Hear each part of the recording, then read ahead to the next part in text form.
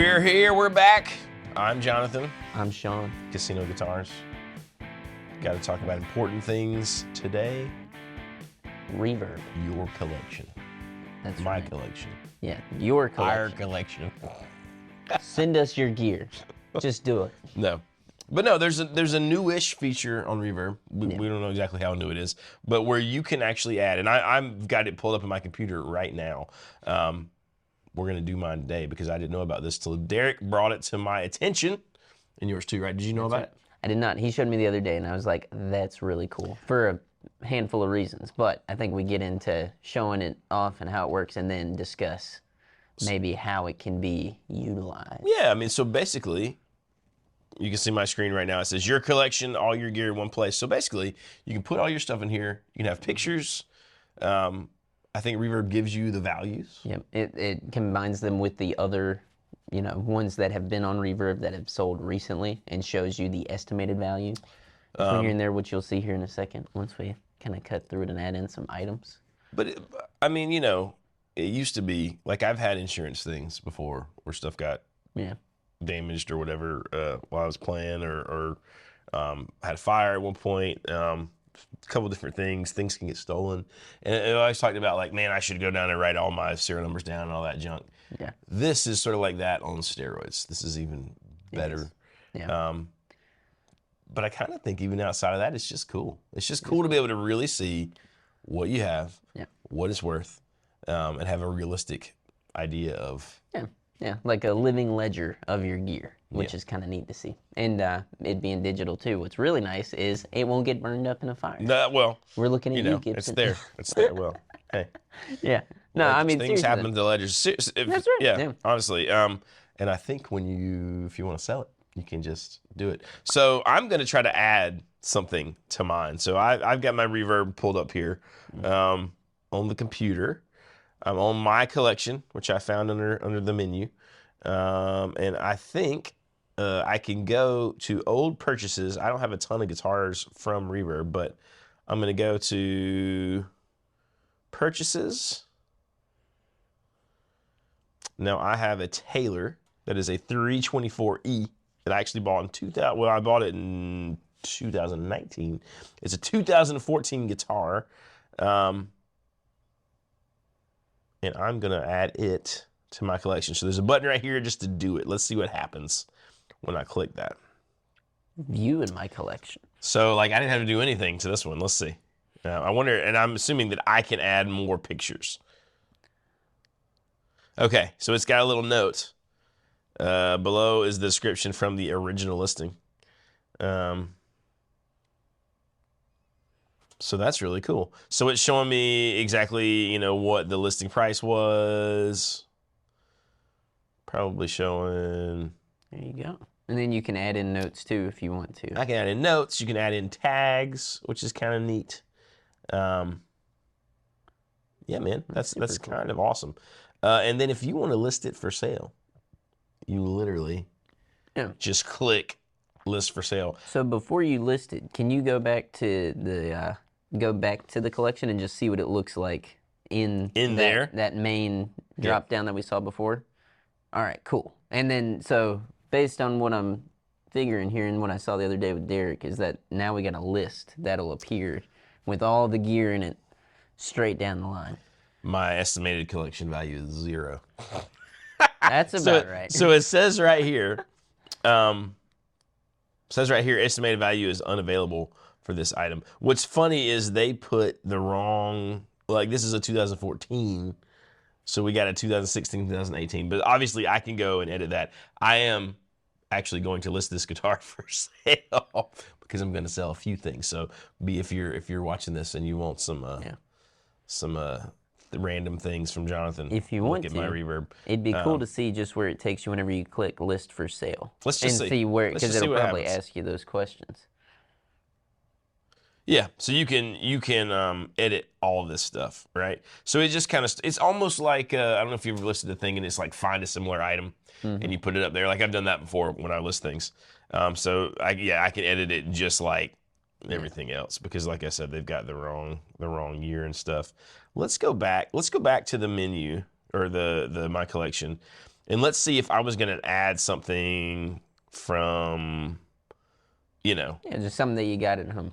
Like something that I just do wanted that to have in 77. there. So I've got a 1979 Fender. You're gonna be like, this guy cannot type. Telecaster Deluxe. Let's try it. Look at that. Right underneath there, it's already got. So there's the add one like that. Wait a minute. Is that you up there? It says multiple. That's it. It says multiple finishes. So we'll do that one. Let's add one like that. So let's see. A few different options. Look at that.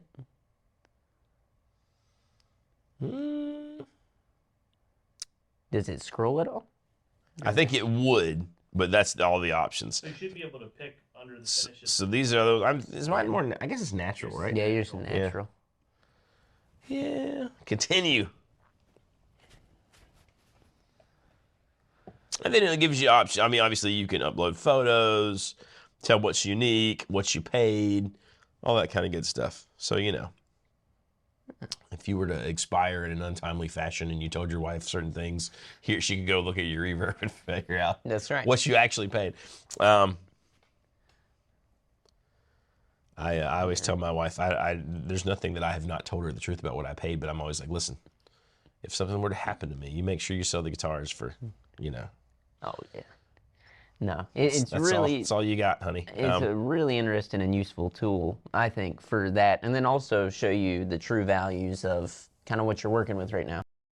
So whenever you got a handful of options that this works with, you're contacting a shop because you want to sell your stuff, you can see the estimated values of your collection. And you'd have a realistic idea. Because people do contact us with, like, collections, Yeah.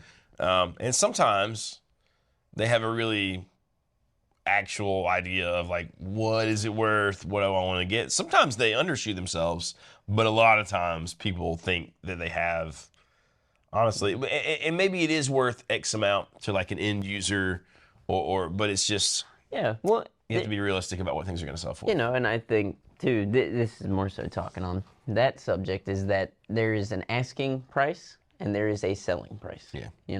So know that whenever you see these estimated values, usually the higher end stuff is in that asking selling area, and then the bottom end is definitely selling.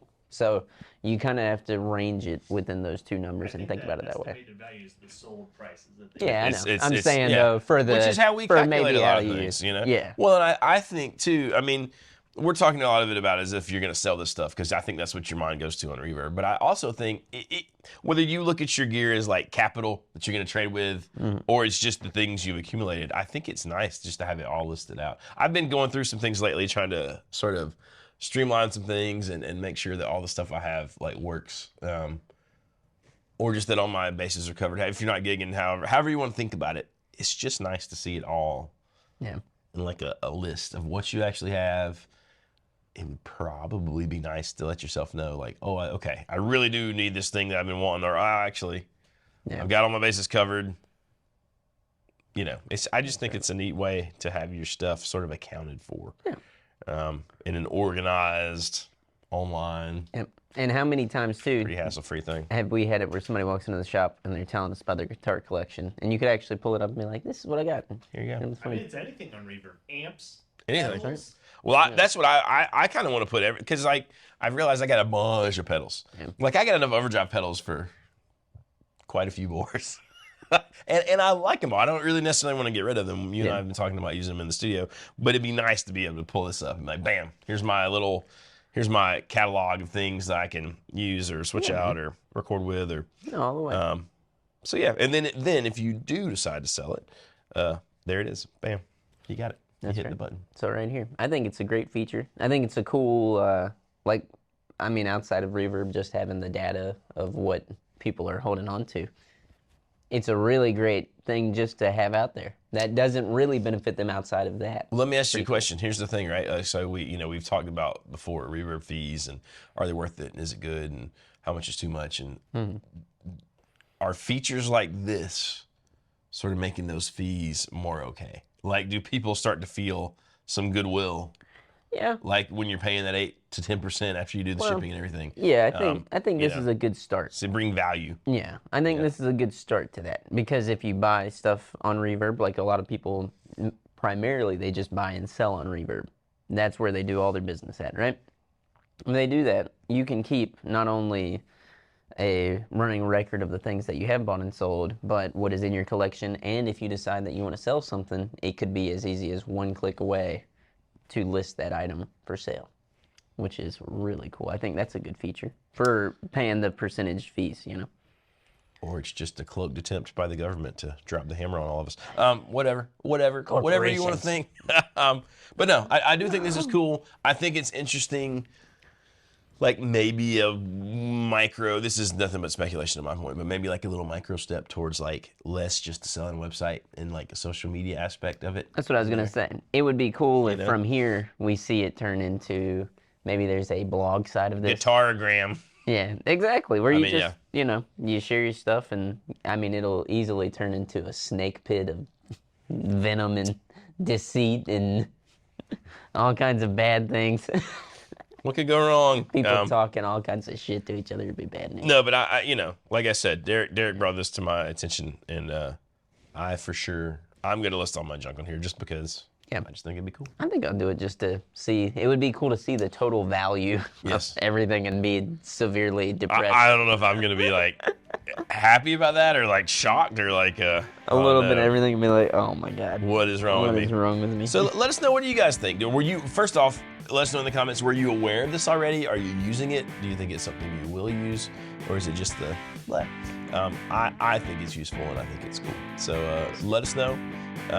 Thanks for watching. We appreciate you guys. Hit like, hit subscribe, hit the bell. Don't forget the road to 100K live streams every Wednesday at 10 a.m. Eastern Standard Time. We will see you later.